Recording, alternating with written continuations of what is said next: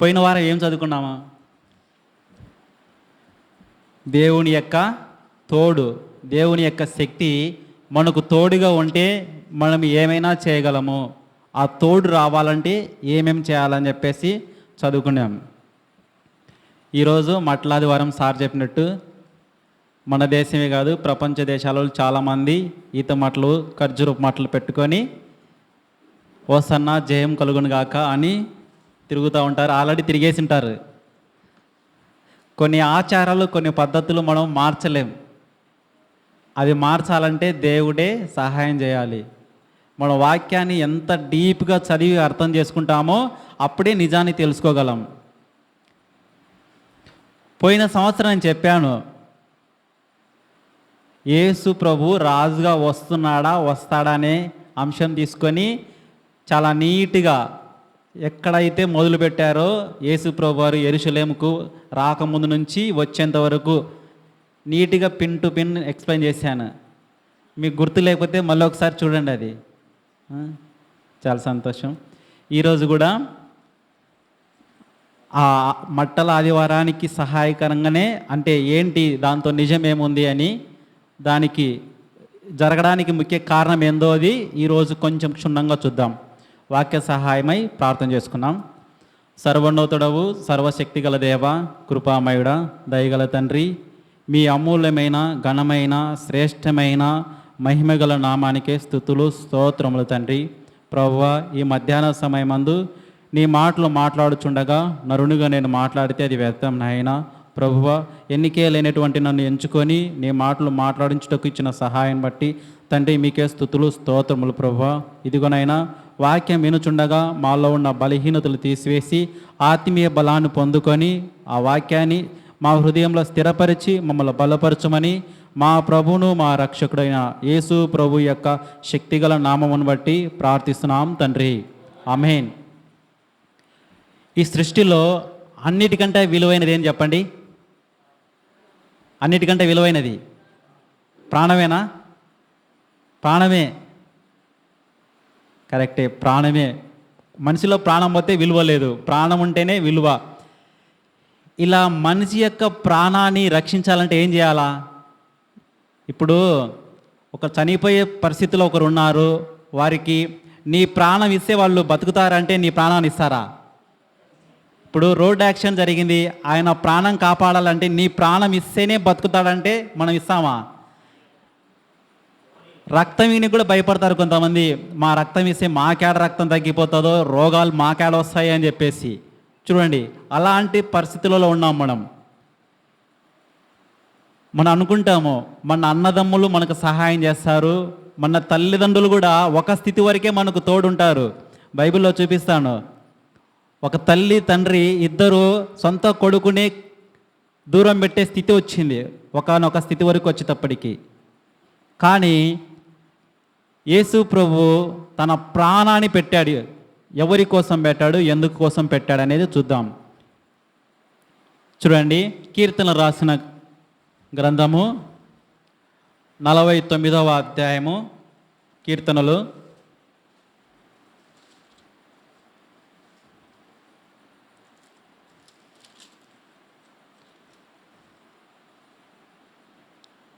7, 8, 9, 10 వచనాలు చూద్దాం. కీర్తనలు 49. ఎవడును ఏ విధము చేతనైనను తన సహోదరుని విమోచింపలేడు. చూడండి, ప్రపంచంలో ఎవ్వరు కానీ తన సహోదరుని ఎవరు విమోచింపలేరు, ఎవరు విడిపించలేదు. వాడు కుళ్ళు చూడక నిత్యము బ్రతుకున్నట్లు వారి నిమిత్తము దేవుని సన్నిధిని ప్రాయశ్చిత్తం చేయగలవాడు ఎవ్వడును లేడు.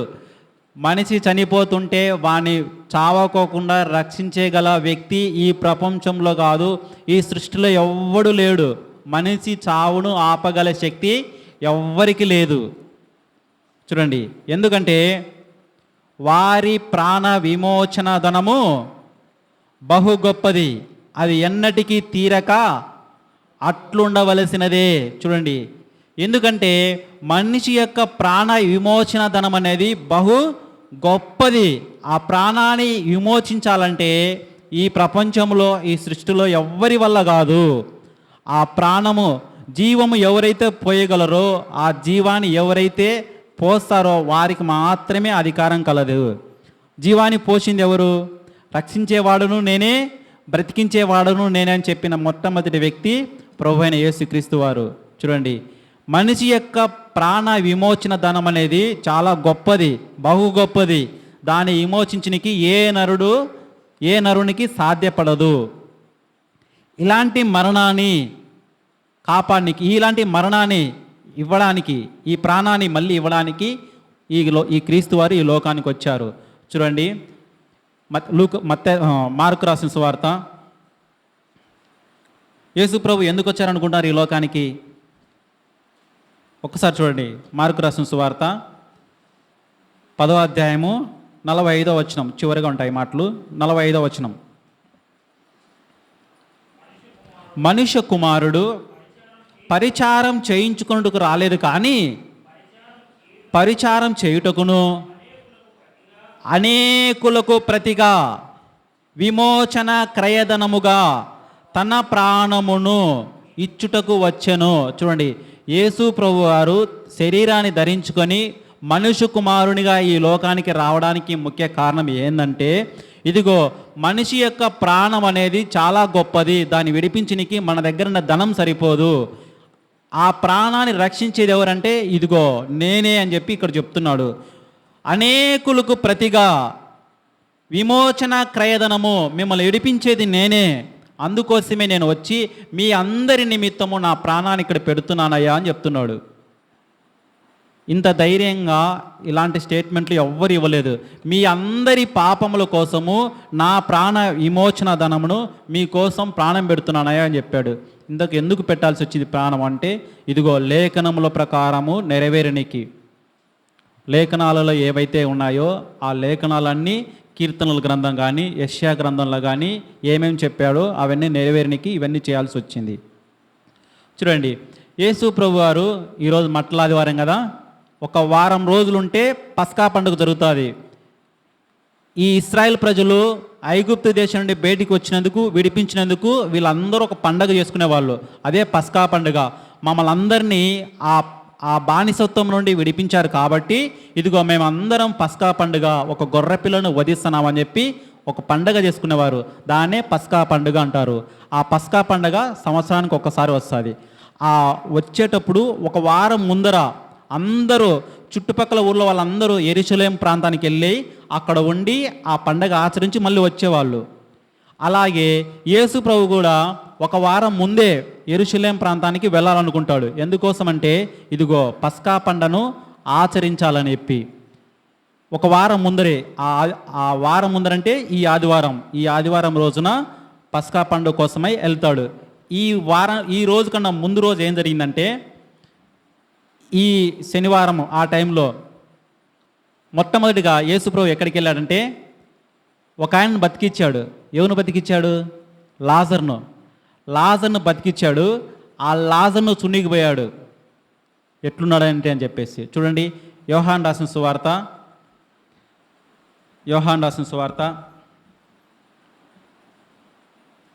12వ అధ్యాయము, యోహాను రాసిన సువార్త 12వ అధ్యాయము 1వ వచనం నుంచి. కాబట్టి యేసు తను మృతులలో నుండి లేపిన లాజరు ఉన్న బెతనియాకు పస్కా పండుగకు 6 దినములు ముందుగా వచ్చాను. అక్కడ వారు ఆయనకు విందు చేసిరి. ఇక్కడ పస్కా పండుగకు యెరూషలేంకి వెళ్తాడు అనుకున్నాం కదా, అదే 6 రోజుల ముందర ఫస్ట్ ఎక్కడికి వచ్చాడంటే లాజరు వాళ్ళ ఇంటికి వచ్చాడు. ఆ ఊరి పేరు కూడా మెన్షన్ చేస్తున్నాడు, బెతనియాకు, లాజరు ఉన్న బెతనియాకు. ఎందుకంటే లాజరు అప్పుడే బతికిచ్చాడు. బతికిచ్చిన తర్వాత లాజరు ఎలా ఉన్నాడో ఏంటుండో చున్నికి ఫస్ట్ వాళ్ళ ఇంటికి వెళ్ళాడు. వీళ్ళ ఇంటికి వెళ్ళకముందే మార్గ మధ్యంలోనే యేసు ప్రభు తన శిష్యులతో చెప్తున్నాడు, అయ్యా శిష్యులారా, మీరు నా వెంట ఉన్నారు కదా, చూడండి మనం యెరూషలేం ప్రాంతానికి వెళ్తాం. అక్కడ ఏం జరుగుతుందంటే అక్కడ ఈ ప్రజలల్లా ఉన్నారే, నన్ను హింసించి నన్ను సిలువకు అప్పజెప్తారు. వాళ్ళు రోమా ప్రభుత్వము నన్ను కొరడాలతో కొడుతుంది. ఉమ్మి వేస్తుంది, సిలువేస్తారు, నన్ను సమాధిలో పెడతారు, కానీ నేను 3 దినములలో మళ్ళీ లేస్తాను, కాబట్టి మీరు భయపడొద్దని తన మరణాన్ని వారం ముందే రోజులు చెప్పాడు. వారం కంటే ముందు రోజులే. చూడండి, ఆ మాటలు కూడా ఉన్నాయి. మార్కు రాసిన సువార్త 10వ అధ్యాయము 33వ వచనం నుంచి చూడండి. ఇదిగో మనం యెరూషలేమునకు వెళ్ళుచున్నాము, మనుష్య కుమారుడు ప్రధాన యాజకులకును శాస్త్రులకును అప్పగింపబడును, వారు ఆయనకు మరణశిక్ష విధించి ఆయనను అన్యజనులకు అప్పగించెదరు. వారు ఆయనను అపహసించి ఆయన మీద ఉమ్మి వేసి కొరడాలతో ఆయనను కొట్టి చంపెదరు. 3 దినములైన తర్వాత ఆయన తిరిగి లేచునని చెప్పెను. చూడండి, ఆయన వారం రోజులు ముందే ప్రవచిస్తున్నాడు తన శిష్యులతో. అయ్యా శిష్యులారా, మనం యెరూషలేము ప్రాంతానికి వెళ్తున్నాం, అక్కడ ప్రధానులు ఉంటారు, వాళ్ళు నన్ను పట్టుకుంటారు, జైలు వేస్తారు. అక్కడున్న ప్రజలందరూ సిలువ వేయుడు, ఈయనకు సిలువ వేయడం అని చెప్తారు. వాళ్ళు నా పైన కొరడాలతో కొడతారు, ఉమ్మి వేస్తారు, నేను చనిపోయి మళ్ళీ 3వ రోజు లేస్తాను, కాబట్టి మీరు ధైర్యంగా ఉండాలని అనిపి వారం ముందే ఈయన తన శిష్యులకు చెప్తాడు. కానీ ఆ శిష్యులు మర్చిపోతారు ఈ మాటలు. ఒక మాట చదివిన తర్వాత, ఒక మాటలు విన్న తర్వాత ఆ మాటలు మనం మన హృదయంలో పెట్టుకోవాలి. అప్పుడే మనకేమొస్తుంది?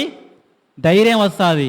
ఎలాంటి స్థితులలో ఉన్నా కానీ మనము అపనమ్మకం కోల్పోము, అధైర్యపడము. చూడండి, ఈయన ఎప్పుడైతే లాజర్ ఇంటికి వచ్చాడో, లాజర్ను చూడనీకి అని చెప్పి ఈయన ఎట్లయితే యెరూషలేము ప్రాంతానికి వచ్చాడో చుట్టుపక్కల గ్రామాలలో అందరూ వస్తారు కదా ఆరాధనకు. అలా వచ్చిన వాళ్ళలో చాలామంది ఉన్నారు. చూడండి, యోహాను రాసిన సువార్త 12వ అధ్యాయము 9వ వచనం నుంచి. కాబట్టి యూదులలో సామాన్య జనులు ఆయన అక్కడ ఉన్నాడని తెలుసుకొని యేసును చూచుటకు మాత్రమే కాక మృతులలో నుండి ఆయన లేపిన లాజరును కూడా చూడనొచ్చిరి. చూడండి, ఇది ఒక వింత. ఎవరైనా కానీ, ఫర్ ఎగ్జాంపుల్ మనం కూడా మన ఊళ్ళో ఏదైనా ఒక వింత జరిగిందనుకో ఏం చేస్తాము? అందరం చున్నీకి పోతామా పోమా? అలాగే ప్రపంచంలో 4 రోజులు సమాధిలో ఉండి లేచినాడంటే ఆ వ్యక్తి వింతనే కదా. ఈ వింతం చుండికి చుట్టుపక్కల గ్రామాలలో వస్తున్నారు. యాక్చువల్గా వాళ్ళు ఆరాధనకు వస్తున్నారు. ఆరాధనలో యేసు ప్రభువుని ఎలా చూడాలనుకున్నారో అలాగే లాజరును కూడా చూడొచ్చు మనము. సమాధిలోంచి లేచాడంట, అది పెద్ద వింతనే, ఆయన బ్రతికే ఉన్నాడని చెప్పి సామాన్య ప్రజలు కూడా ఈయన చున్నికి వచ్చారు, లాజరును కూడా. అతనిని బట్టి యూదులలో అనేకులు తమ వారిని విడిచి యేసునందు విశ్వాసం ఉంచిరి. చనిపోయిన వ్యక్తి లేచాడు కదా, ఆ లాజరును చూసి ఆ కార్యం చేసినటువంటి యేసు ప్రభు మీద నమ్మకం ఉంచి విశ్వాసం ఉంచారు. మనం కూడా అంతే. యేసు ప్రభువును మనం చూడలేదు, కానీ మన ప్రాణాలను రక్షించడం కోసము, మన పాపముల కోసము ఆయన చనిపోయాడని నమ్మి విశ్వాసం ఉంచి ఆయన నమ్మాం. అంతే కదా. మీరు దేనికోసం నమ్మారు? నేనైతే ఆయనను చూడకుండా కానీ విశ్వాసంతో నమ్మాను, ఆయన మళ్ళీ వస్తాడు అని చెప్పేసి. వీళ్ళు కూడా యేసు ప్రభువును చూడకున్నా కానీ లాజరును చూసి నమ్మారు. వీళ్ళు చనిపోయిన వ్యక్తి లాజరును చూసి అనేకులు యేసు ప్రభువునందు విశ్వాసం ఉంచారు. చూడండి, 12వ వచనము. మరునాడు ఆ పండుగకు వచ్చిన బహుజన సమూహము యేసు యెరూషలేమునకు వచ్చుచున్నాడని విని, చూడండి, ఖర్జూరపు మాటలు పట్టుకొని ఆయనను ఎదుర్కొని పోయి, జయము, ప్రభువు పేరిట వచ్చుచున్న ఇశ్రాయేలు రాజు స్తుతించబడును గాక అని కేకులు వేసిరి. కేకులు ఎవరు వేసింది?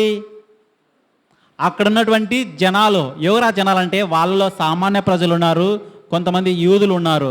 వాళ్ళంతా ఇదిగో యెరూషలేములోకి యేసు ప్రభు వస్తున్నాడని చెప్పి ముందే వచ్చిన్నారు. వాళ్ళు ముందే వచ్చి ఖర్జూరం మాటలు పెట్టుకొని, ఇదిగో ఈ ఊరికి వస్తున్నటువంటి యేసు ప్రభు స్తుతించబడును గాక అని చెప్పేసి ఇక్కడ జయకీర్తన వాడుతున్నారు. ఇదే మాటలు మనకు మత్తయ్య గారు రాశారు, మార్కు గారు రాశారు, లూకా గారు రాశారు, ఇక్కడ యోహాను గారు కూడా రాశారు. ఒకసారి మనము ఈ ఈ కార్యక్రమం చూనికి దూరదేశపు నుంచి వీళ్ళే కాదు, యూదులే కాదు, గ్రీసు దేశస్తులు కూడా వచ్చారు. మనం అనుకుంటాం ఓన్లీ యూదులు మాత్రమే వచ్చారని కాదు, గ్రీసు దేశస్తులు కూడా ఆ కార్యక్రమాలు చున్నికి వచ్చారు. ఆ మాటలు ఇక్కడ ఉంటాయి చూడండి 20వ వచనంలో. ఆ పండుగలో వచ్చిన వారిలో కొందరు గ్రీసు దేశస్తులు ఉండిరి. ఆయన ఒక ప్రాంతానికో ఒక ఊరికో చెందినవాడు కాదు, ప్రపంచం మొత్తానికి చెందిన వ్యక్తి. అందుకే గ్రీసు దేశస్తులు కూడా ఆయనను ఆరాధించడానికి ఆ పండుగలో పాల్గొనికి వచ్చారు.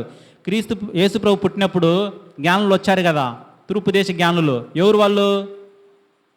తూర్పు దేశపు జ్ఞానులు వాళ్ళు యేసుప్రభుని ఆరాధించడానికి వచ్చారు చూడండి. అలాగే వీళ్ళు కూడా వచ్చారు, గ్రీసు దేశస్తులు. ఒక్కసారి మనము ఈ లూకా రాసిన సువార్తకి మత్తయి రాసిన సువార్తకి వెళ్దాం. ఒకసారి మత్తయి రాసిన సువార్త 21వ అధ్యాయము. మత్తయి రాసిన సువార్త 21వ అధ్యాయము.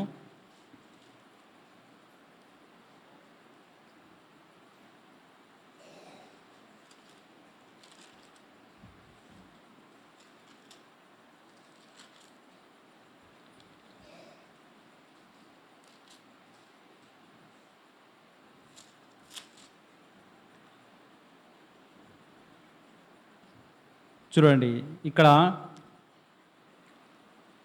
5వ వచనము. ఆయన ఆ ఊరికి రాకముందు యెరూషలేములోకి అడుగు పెట్టిన వెంటనే వీళ్ళు మాట్లాడుతున్న మాటలు, ఇదిగో నీ రాజు సాత్వికుడై గాడిద భారవాహిక పశువు పిల్ల అయిన చిన్న గాడిదని ఎక్కి నీ యొద్దకు వచ్చుచున్నాడని సియోను కుమారితో చెప్పుడు అనున్నది. తర్వాత యేసుప్రభు ఏం చెప్తున్నాడంటే, అయ్యా మీరు పలానా ఊరికి వెళ్ళేసి అక్కడ కట్టబడి ఉన్నటువంటి ఒక గాడిద ఉంటుంది, ఆ గాడిదను విప్పండి, అది ప్రభుకు కావాల్సిందని చెప్పేసి ఒక మాట చెప్తాడు. ఇక్కడ ఉంటాయి. ఎందుకు గాడిదను కట్టబడి ఉన్నది అని ఒక మాట మనం ఆలోచించాలి. కట్టబడి ఉన్న ఒక గాడిదను విప్పుడు అని చెప్పాడు. ఎందుకోసం ఆ మాటలు ఒకసారి ఆలోచించండి మీరు. గాడిద కట్టి పెట్టానుకో దానికి స్వేచ్ఛ ఉంటుందా? ఒక గాడిదని కట్టి పెట్టినామనుకో దానికి స్వేచ్ఛ ఉంటుందా? ఉండదు. ఇప్పుడు మనం కూడా కట్టబడి ఉన్నామంటే మనం కూడా కొన్నిటికి మనం కూడా బానిసలుగా ఉన్నాం. దేనికి బానిసలుగా ఉన్నాం చెప్పండి? మనకు పాపములకు బానిసలుగా ఉన్నాం, రోగాలకు బానిసలుగా ఉన్నాం, దురలవాట్లకు బానిసలుగా ఉన్నాం, మరణానికి బానిసలుగా ఉన్నాం. అవి మన జీవితంలో ఖచ్చితంగా వచ్చేటివే. అలాంటి కట్ల నుంచి విడిపించింది యేసు ప్రభువారు. ఉదయం చూసినట్టే రోగములను విడిపించినాడు, చూసామా లేదా? తర్వాత పాపములను తీసివేశాడు. మరణించినటువంటి లాజరు చనిపోయి వచ్చిన వెంటనే ఎట్లా వచ్చాడు ఆయన బయటికి? కట్లతో వచ్చాడు. కట్లతో వచ్చిన తర్వాత యేసుప్రభు చెప్తున్నాడు, ఇదిగో ఆయన కట్లు విప్పుడి అంటున్నాడు. ఎందుకంటే మనిషి కట్లకు కట్టుబడి ఉన్నాడు, స్వేచ్ఛ లేని జీవితం జీవిస్తున్నారు. అందుకే యేసుప్రభు ఏం చెప్తున్నా అంటే, ఇదిగో ఆ గాడిదను కట్లు విప్పొడి అంటే ఆ గాడిదకు స్వేచ్ఛనివ్వండి. అలాగే గాడిదతో మనుషుని పోల్చినప్పుడు మనం కూడా ఈ రోగాల గురించి, ఈ పాపముల గురించి, ఈ దోషముల గురించి, ఈ మరణ కట్ల నుంచి మనల్ని యేసు ప్రభు విడిపించాలని చెప్తున్నాడు. ఇదిగో ఆ గాడిదని ఎలా అయితే కట్లు ఇప్పించాడో మనల్ని కూడా ఈ కట్లను విప్పాడు, స్వేచ్ఛనిచ్చాడు మనకు. ఈ లోకంలో మనం ఏమైనా చేయొచ్చు అనే ఏదైనా చేయడానికి స్వేచ్ఛనిచ్చాడు. ఆ స్వేచ్ఛను దాటి మనము వెళ్ళకూడదు. ఈ లేఖనాలలో నెరవేరినట్టు నా రాజు స్వాతికుడై గాడిద మీద వస్తున్నాడని చెప్పి మనం చూస్తాం. జకర్యా గ్రంథం 9:9 అక్కడ ఉంటాయి. ఆ లేఖనాలన్నీ నెరవేరడానికి ఇక్కడ జరిగింది. చూడండి, ఆయన అలా వచ్చినప్పుడు కట్లు ఇప్పి గాడిదని తీసుకొని వస్తాడు, గాడిద మీద వచ్చి ఊరేగుతాడు, అందరూ పాటలు పడతాడు, ఇదిగో నా రాజు వస్తున్నాడు అని చెప్పేసి అందరూ కేకలు వేశారు. చూడండి, ఇక్కడ ఒక మాట గమనించండి. వారం ముందరే అందరూ కేకలు వేశారు. ఏమని? ఇదిగో నా రాజు, నా రాజు, నా రాజు అని చెప్పేసి. అదే వారం తర్వాత ఏమైంది? వాళ్ళంతా సిలువ వేయుడు అని సిలువ చెప్పారు. అస్థిరమైనటువంటి విశ్వాసం అది. నేను ఇక్కడ విశ్వాసం గురించి మాట్లాడాలనుకుంటున్నాను. విశ్వాసాలు ఒక 3-4 రకాలు అనుకో. ఒకటి ఊగిసలాడే విశ్వాసం. ఏం విశ్వాసము? ఊగిసలాడే విశ్వాసం. కొత్తగా నమ్ముకున్న యేసు ప్రభువుని కానీ దేవుని కానీ కొత్తగా నమ్ముకున్న వాళ్ళకి ఎట్లా ఉంటుంది వాళ్ళ భక్తి? భలే ఉత్సాహంగా ఉల్లాసంగా భలే వచ్చి పాటలు పాడడం, వాక్యం వినడం, వాక్యం చెప్పడం బాగా ఉంటారు. ఏదైనా వాళ్ళ జీవితంలో కొద్దిగా వెలతి ఏర్పడినా కానీ ఏమవుతుంది? అది వాళ్ళ విశ్వాసము ఊగిసలంటుంది. పోదామా వద్దా, వస్తామా వద్దా, నాకే ఎందుకు అని ఒక అపోహలోకి వెళ్ళిపోతారు. దానే ఊగిసలాడే ఉత్సాహము, విశ్వాసం. ఇంకోటి రెండోది ఉపకారము ఆశించేటువంటి విశ్వాసం. కొంతమంది ఉంటారు ఉపకారం అంటే లాభాన్ని ఆశించేవాళ్ళు, లాభం కోసమే వచ్చి పోయేవాళ్ళు, లాభం కోసమే చర్చికి వచ్చేవాళ్ళు, లాభం కోసమే ప్రార్థన చేసేవాళ్ళు, లాభం కోసమే మనతో జీవించేవాళ్ళు. వాళ్ళు లాభం కోసమే ఉంటారు, ఆ విశ్వాసాన్ని కనపరుస్తారు. ఇంకా మీరు డీప్గా ఆలోచిస్తే ఇప్పుడు ఇంకా ఏం చెప్తున్నానంటే, మీరు దేవునికి ఎంత ఎక్కువ ఇస్తే అంత ఎక్కువ ఆశీర్వదించబడుతుంది. ఆ డబ్బులు ఏమైనా దేవుడు తీసుకుంటాడా? ఇప్పుడు నువ్వు ఎంత ఎక్కువ ఇస్తే అంత నువ్వు ఆశీర్వదించబడతావంటే, ఏమీ లేని ఒక ఆయన వచ్చి కూర్చుంటాడు. ఇప్పుడు ఆయన ఆశీర్వదించబడాలంటే ఎట్లా? డబ్బులు ఉన్న వాళ్ళని దేవుడు ఆశీర్వించాలంటే లేని వాళ్ళ పరిస్థితి ఎట్లా? అదే లాభాన్ని ఆశించే విశ్వాసం మనకు వద్దు. అలాంటి ఏదైనా మైండ్లో ఉందంటే తీసేసుకోవాలి. దేవుని నమ్ముకొని వచ్చినామంటే ఆయన కృప మనలో ఉందనుకో, మనం చేసే ప్రతి పనిలో విజయాన్ని వస్తుంది. అంతేగాని ఉన్నోళ్ళనే దేవుడు ఆశీర్వదిస్తాడు, లేనోళ్ళను దేవుడు ఆశీర్వదిస్తాడు అనేది అపోహ. ఇచ్చే మనసు మంచిగా ఉండాలి. నువ్వు ఎంత ఇచ్చినావని కాదు, ఏ మనసుతో ఇచ్చావనేది. నీ మనసు మంచిగంటే నువ్వు ఒక్క గింజ వేసినా కానీ ఆ గింజ మానై మొలిచి ఎంతోమందికి జీవనోపాధిని కల్పిస్తుంది. అలాంటి విశ్వాసం కలిగి ఉండాలి. ఇంకోటి మోసపూరితమైన విశ్వాసం. పిరికితనం అన్నా మోసపూరితమైన. ఇందాక ఉదయం చూసాం సార్ చెప్పినట్టే. ఎవరున్నారు పిరికితనంగా? పేతురు గారు ఉన్నారు. అంతవరకు యేసుప్రభుతో పాటు తిరిగాడు, 3.5 సంవత్సరం ఆయనతో పాటు తిరిగాడు, ఎన్నో అద్భుత కార్యాలు దగ్గరుండి చూశాడు. ఏమైంది? పిరికితనం వల్ల ఒప్పుకోలేకపోయాడు అందరిలో. మనం కూడా యేసుప్రభు ఇక్కడ ఉన్నంతసేపు గట్టిగా యేసుప్రభు కోసమే అంటాం, బయటికి వెళ్ళిన తర్వాత మొహమాటం, చెప్పలేం.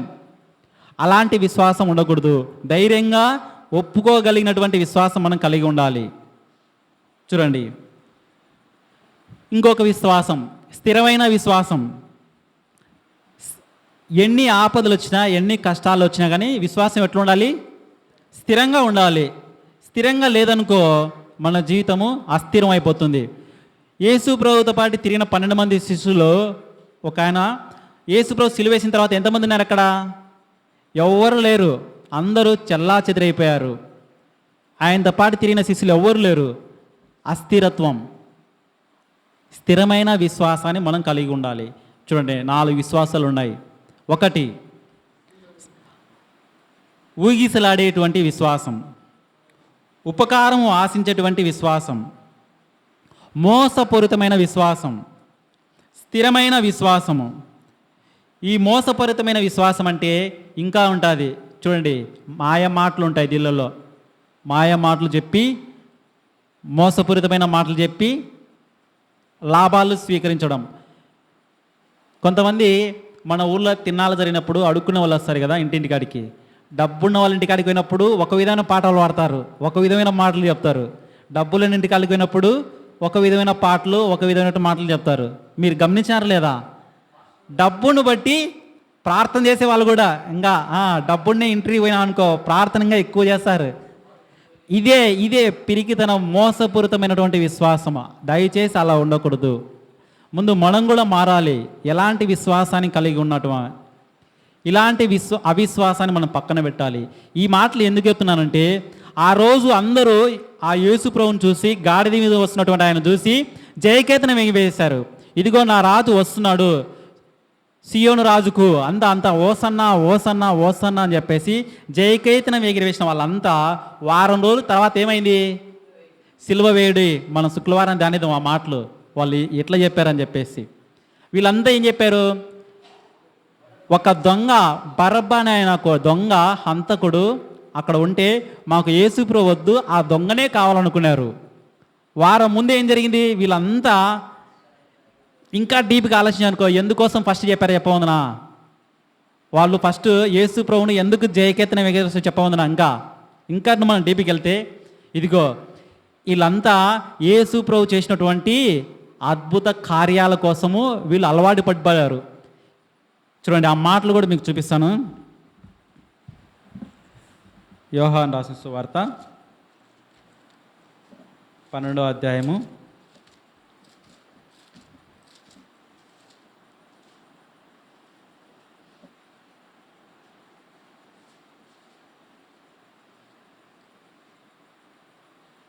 వీళ్ళంతా యేసు ప్రభు గురించి చెప్తాను. యేసు ప్రభు చేసిన అద్భుతాలను గురించి మాట్లాడుకొని ఆయనను స్తుతించారు. ఆయన అద్భుతాలు ఏం చేశాడు? ఇదిగో 5,000 మందికి భోజనం పెట్టాడు, 7,000 మందికి భోజనం పెట్టాడు, ఇదో గుడ్డోయిను రక్షించాడు, పాపం తీసివేశామని చెప్పాడు. వాళ్ళంతా యెరూషలేములో ఉన్నటువంటి వాళ్ళంతా ఇదిగో ఒక అలవాటు పడిపోయారు. ఇదిగో మమ్మల్ని పాలిస్తున్నటువంటి ఈ రోమా ప్రభుత్వం నుంచి విడిపించేది ఈయనే అని చెప్పి వాళ్ళు రోమా గవర్నమెంట్ నుంచి విడిపిస్తాడని చెప్పేసి వాళ్ళు రాజుగా అనుకున్నారు. కానీ యేసు ప్రభు వచ్చేటప్పటికి ఏం చెప్పాడు? ఆ ఊరికి వచ్చిన తర్వాత యెరూషలేమును గురించి కొన్ని మాటలు చెప్పాడు. యెరూషలేమును గురించి చూడండి, లూకా రాసిన సువార్త 19వ అధ్యాయము 41వ వచనం చూడండి. వీళ్ళంతా ఒక విధంగా అనుకున్నారు యేసుప్రభును. యేసుప్రభు వస్తే మాకు అద్భుతాలు జరుగుతాయి, మా జీవితానికి ఏం లోటు ఉండదు, మమ్మల్ని రోమా ప్రభుత్వం నుంచి మమ్మల్ని రక్షిస్తాడని వీళ్ళు అనుకుంటే, యేసుప్రభు అక్కడ ఉన్న ఆ ప్రాంతాన్ని చూసి కొన్ని మాటలు చెప్పాడు. లూకా రాసిన సువార్త 19వ అధ్యాయము 41వ వచనం. 19 ఆయన ఆ పట్టణంనకు సమీపించినప్పుడు దానిని చూసి దాని విషయమై ఏడ్చి, నీవును ఈ దినమందైనను సమాధాన సంబంధమైన సంగతులను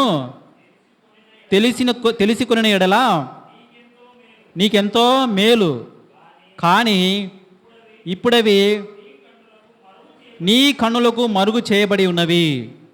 చూడండి, ప్రభువు నిన్ను దర్శించిన కాలము నువ్వు ఎరగకుంటేవి గనుక నీ శత్రువులు నీ చుట్టూ గట్టుకట్టి ముట్టడి వేసి అన్ని ప్రక్కలను నిన్ను అరికట్టి నీలోనున్న నీ పిల్లలతో కూడా నిన్ను నేల కలిపి నీలో రాతి మీద రాయి నిలిచి ఉండనీయనని దినములు వచ్చనని చెప్పాను.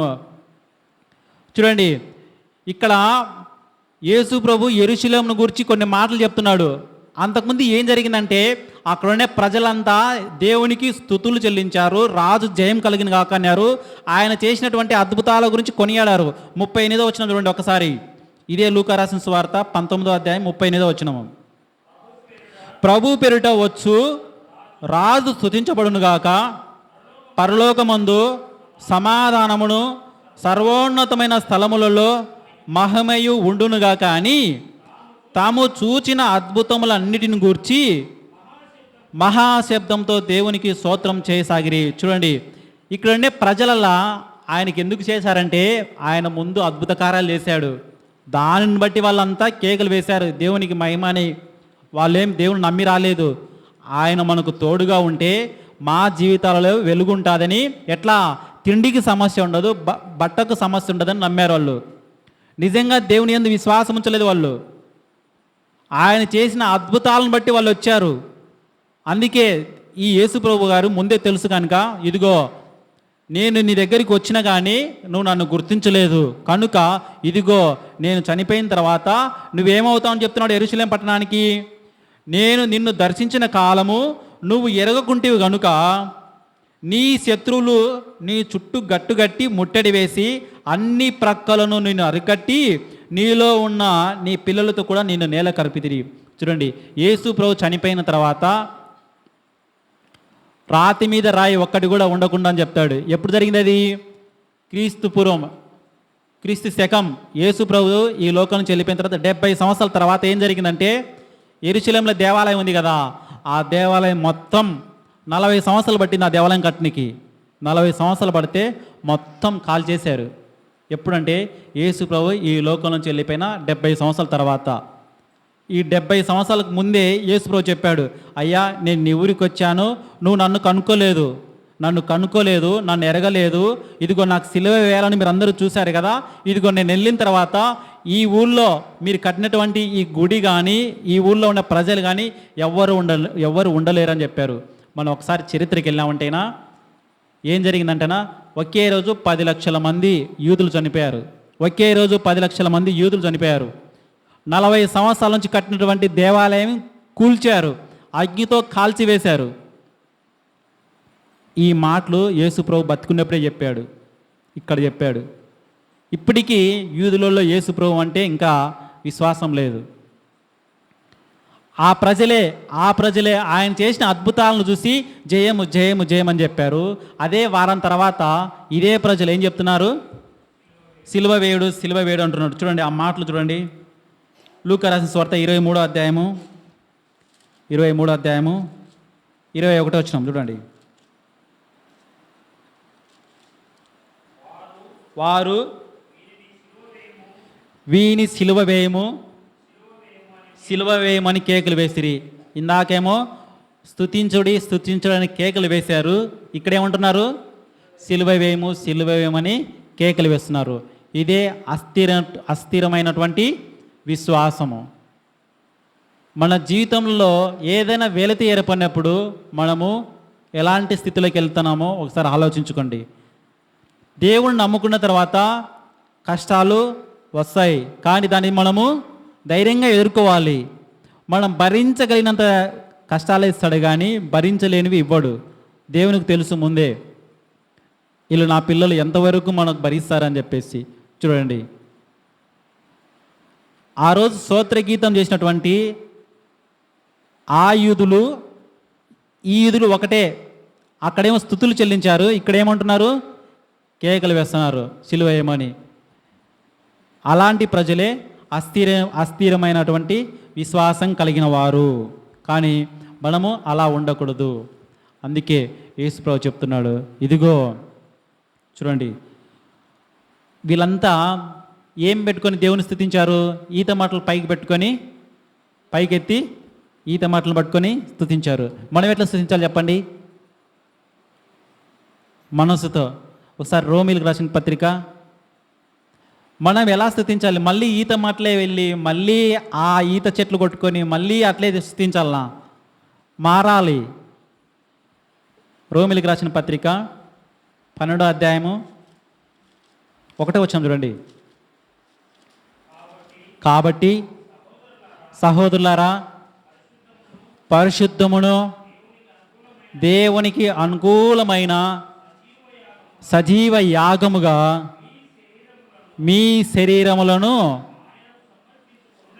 ఆయనకు సమర్పించుకొనుడని దేవుని వాస్తవములను బట్టి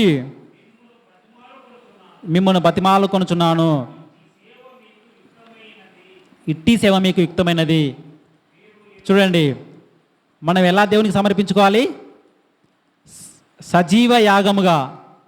సజీవ యాగముగా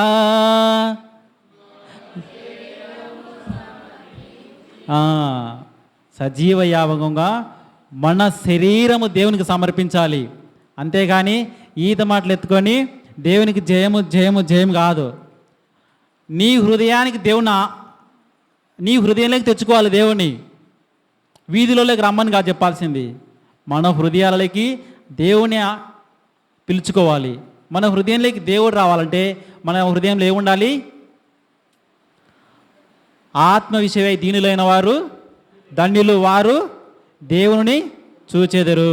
చూడండి, మన ఆత్మ ఎప్పుడైతే పరిశుద్ధంగా ఉంటుందో అప్పుడే ఆయన మనం చూచుటకు అవకాశం కలదు. సజీవ యాగంగా మనం శరీరాలను దేవునికి సమర్పించుకోవాలి. అంతేగాని లోక సంబంధమైనటువంటి మనుషులు పెట్టినటువంటి ఆచారాలు అలవాట్లకు మనము దూరంగా ఉండాలి.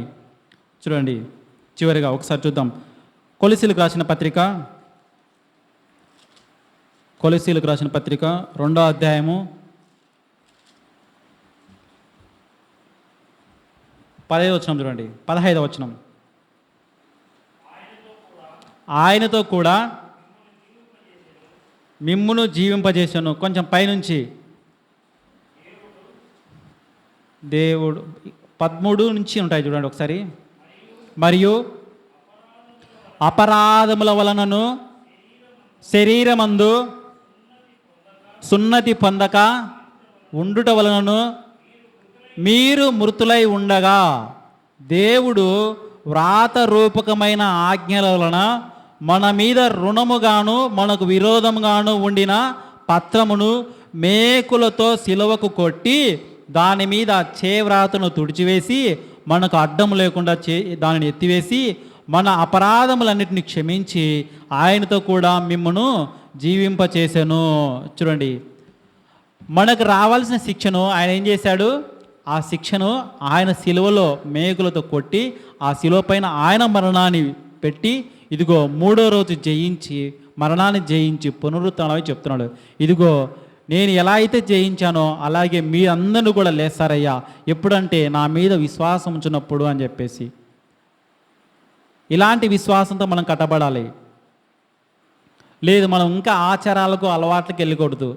ఆ రోజు వాళ్ళు స్తుతించిన వాళ్ళే, ఆ రోజు దేవునికి మహిమ చెల్లించిన వాళ్ళే వారం రోజుల తర్వాత ఏమైపోయింది? దేవునికే సిలువ వేయమని చెప్పారు. మనం ఇక్కడితో ఆగుతున్నాం కానీ అక్కడ వరకు వెళ్ళట్లేదు. ఆ మాటల వరకు మళ్ళీ వచ్చే వారంలో ఆ మాటలు చూస్తాం. ఆ 2 మాటలు ఇక్కడికి తెచ్చుకున్నప్పుడు వారం ముందరే యేసు ప్రభు రేపేం జరుగుతుందో చెప్పాడు, వారం తర్వాత ఏం జరుగుతుందో ముందో చెప్పాడు, ఇదిగో 70 సంవత్సరాల ముందే ఏం జరుగుతుందో చెప్తున్నాడు. ఆ మాటలు మనం చదివి గ్రహించాలి. ఇందాక ఒక మాట చెప్పాను కదా, మన ప్రాణ విమోచన అనేది బహు గొప్పది, దీన్ని విడిపించే వాళ్ళు ఎవరు లేరని చెప్పేసి.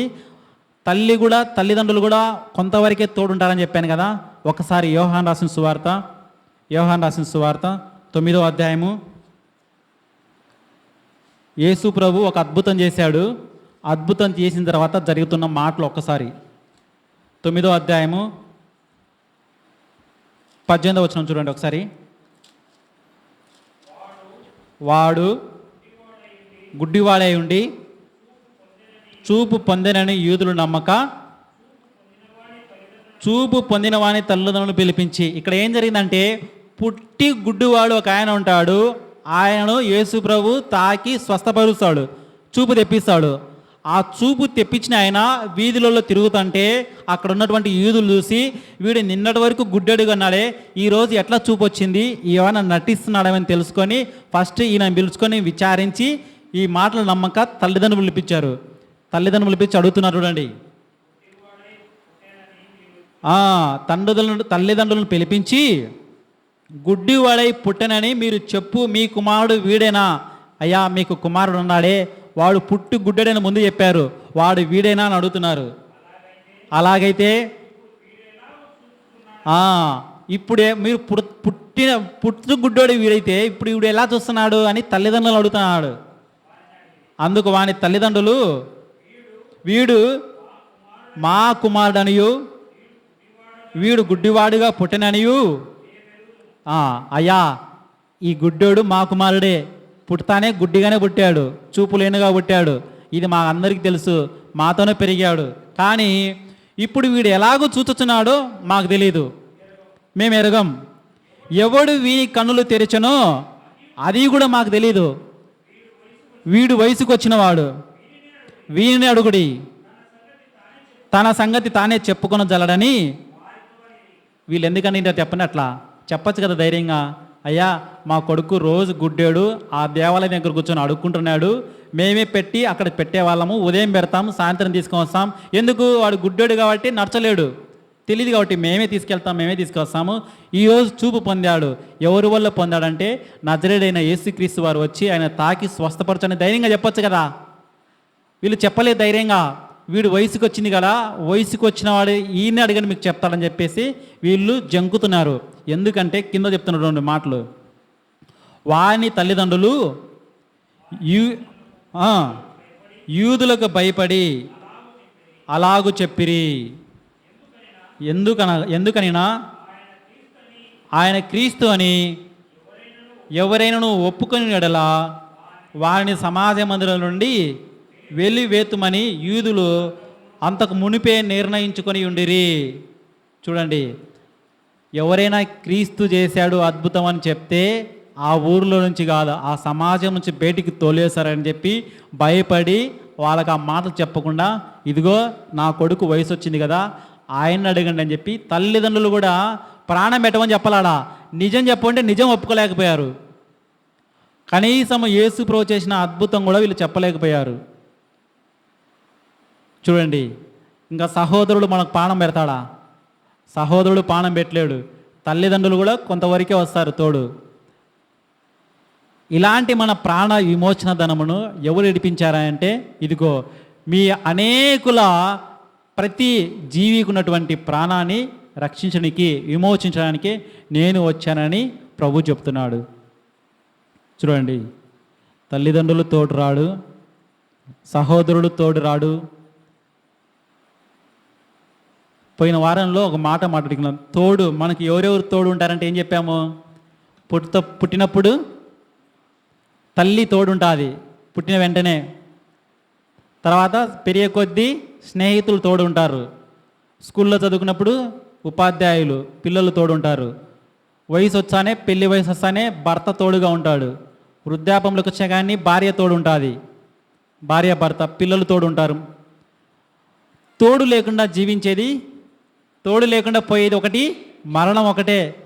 మరణానికి తోడు అవసరం లేదు. కానీ యేసు ప్రభువు చెప్తున్నానంటే, ఇదిగో నా తోడు నీకున్నదనుకో, నీ మరణంలో కూడా నేను నీకు తోడుగా ఉంటానని చెప్తున్నాడు. ఆయన తోడును మనం కోరుకోవాలి.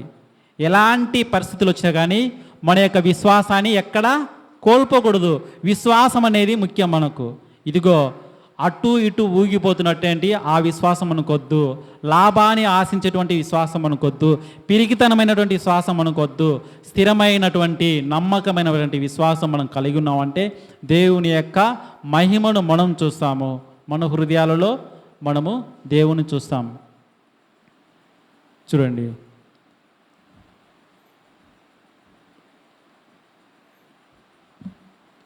ఈ మాటలు మీ వెనుకలో పెట్టుకొని ధైర్యంగా మీ విశ్వాసాన్ని బలపరచుకోండి. ఇంతవరకు ఓపికగా విన్న మీ అందరికీ మరోసారి ప్రభువైన యేసుక్రీస్తు నామములో అందరికీ వందనాలు తెలుపుకుంటూ నా వాక్యాన్ని ముగిస్తున్నాను. Thank you.